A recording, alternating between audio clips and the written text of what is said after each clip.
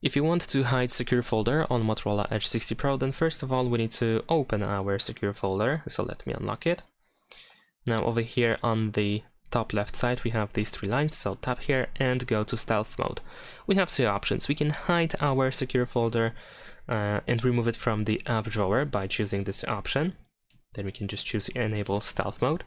So now if we go to the app drawer, as you can see there is no secure folder. In order to access the secure folder, now we can go to the photo folder in the app drawer, and over here we can go to the Moto Secure. If you open this for the first time, just press get started. Let's just skip that. There we go. Let's close it. And over here we have our secure folder, so you can tap over here in order to access it again. However, we can also hide the secure folder from that app. So if you tap on these three lines and go to the stealth mode, as you can see we have stealth mode in Moto Secure. There we go.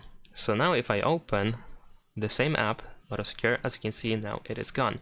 So then in order to access the secure folder, we need to actually open settings, scroll down to security and privacy. Over here go to more security and privacy, and then you should be able to find the secure folder over here, and then we can press enter secure folder.